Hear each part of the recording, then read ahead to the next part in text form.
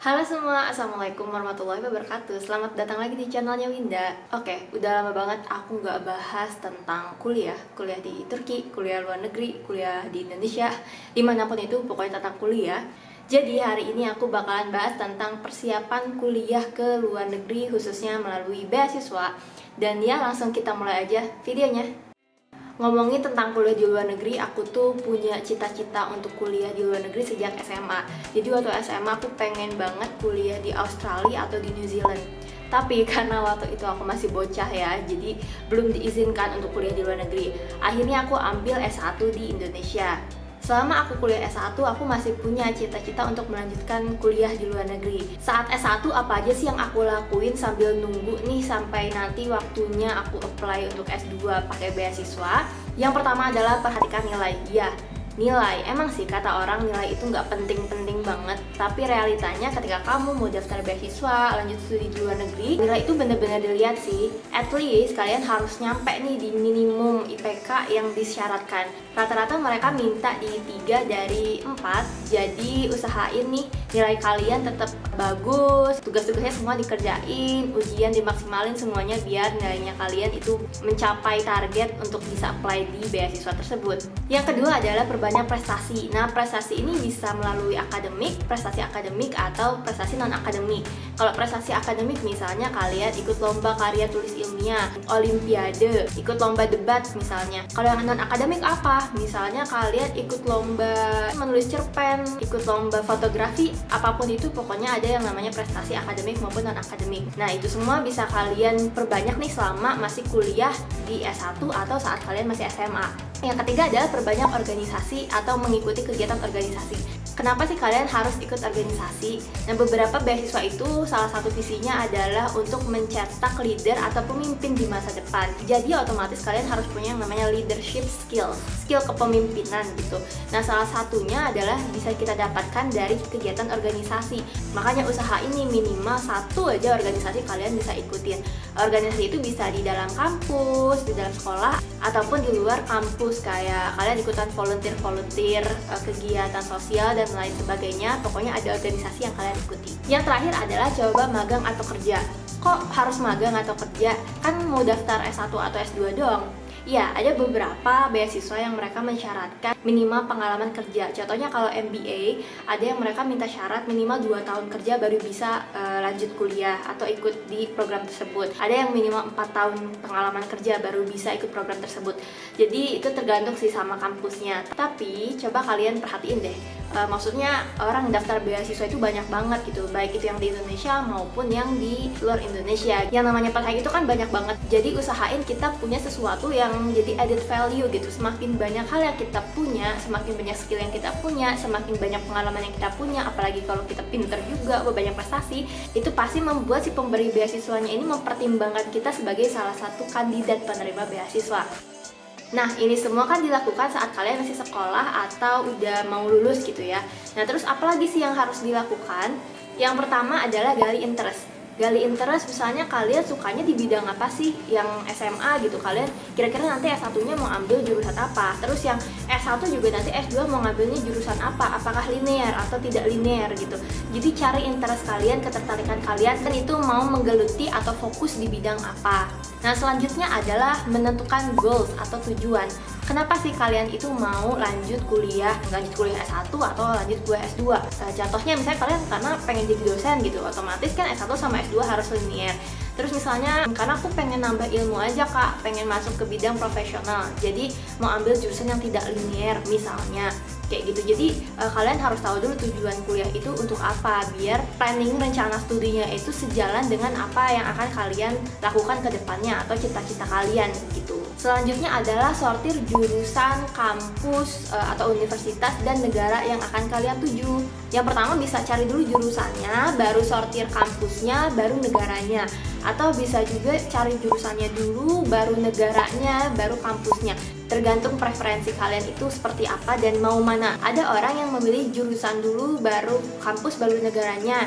Misalnya aku mau jurusan teknik industri, dimanapun negaranya terserah, yang penting teknik industri. Terus ada orang juga yang emang dia pengennya ya lihat negaranya, misalnya aku mau kuliah di Amerika, terserah jurusan apapun yang penting kuliahnya di Amerika. Jadi itu tergantung dari kalian semua gitu, mau pilihnya yang mana. Nah, biasa aku cari kampus itu dari topuniversities.com atau The Higher Education.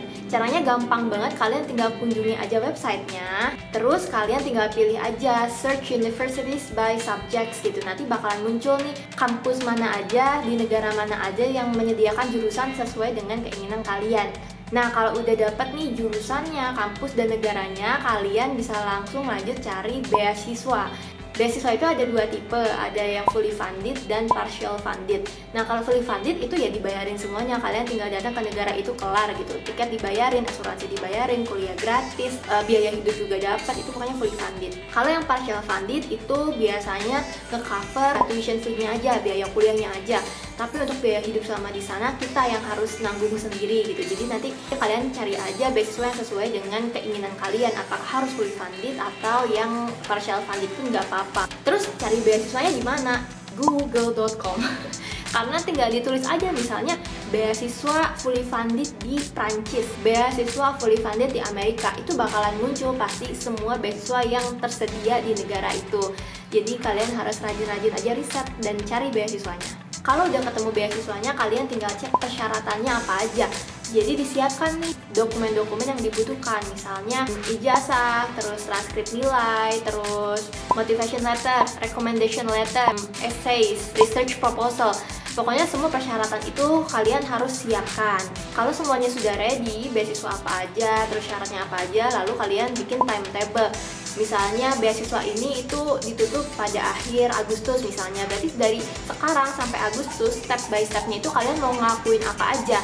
Apa mau translate ijazah dulu, transkrip nilai dulu, atau kalian mulai cicil recommendation letter, apapun. Nah itu kalian bikin nih timetable-nya biar semua dokumen itu bisa ready saat pembukaan pendaftaran beasiswa ini dibuka. Nah, kalau ngomongin persiapan kuliah di luar negeri, pasti kita dihadapkan dengan yang namanya kesulitan. Nah, kesulitan apa sih yang aku rasain ketika persiapan dokumen-dokumen itu? Yang pertama adalah bingung ketika bikin recommendation letter gitu.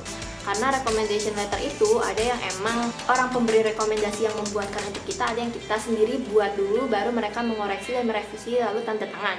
Terus juga bikin motivation letter. Karena kita harus menggali diri kita sendiri untuk tahu motivasi kita untuk kuliah di luar negeri itu apa sih gitu. Kenapa harus daftar di program itu? Terus yang paling susah lagi adalah bikin research proposal. Nah, research proposal ini bisa spend waktu 2-3 bulan mungkin, tergantung dari kitanya ya. Dan yang pasti cari idenya itu lumayan PR banget. Terus kita juga harus mini riset juga kan, sampai akhir kita tahu nih nanti bakalan meneliti apa. Nah, jadi tantangan tersendirinya lagi adalah ketika semua yang kita tulis itu harus dalam bahasa Inggris gitu.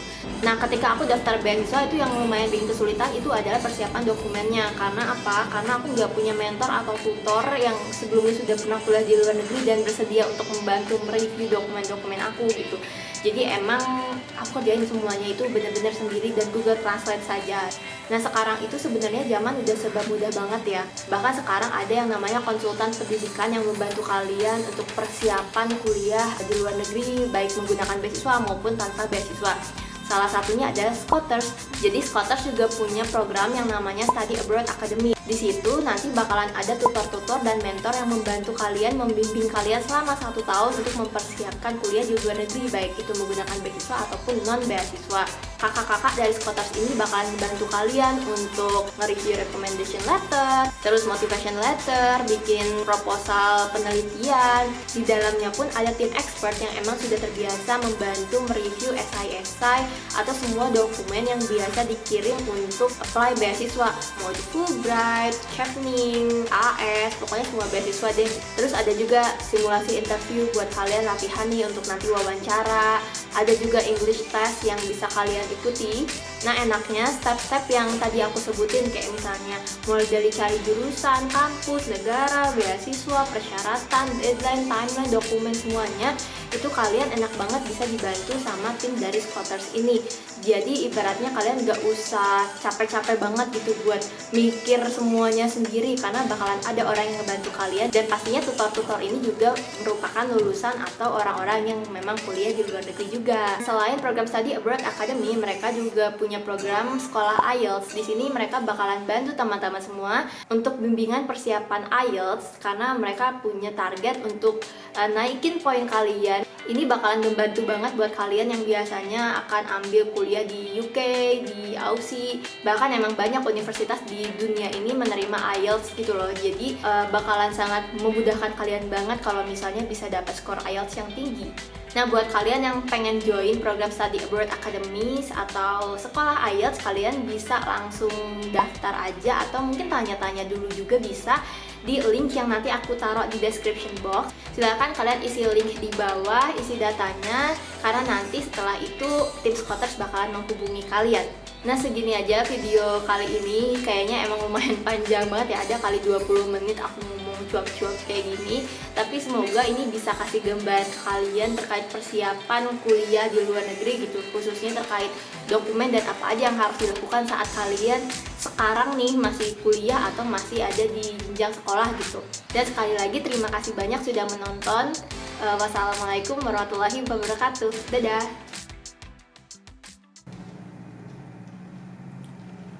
Guys, di Indonesia tuh ya susah banget bikin video karena banyak emang-emang lewat tek tek tek tek tek tek.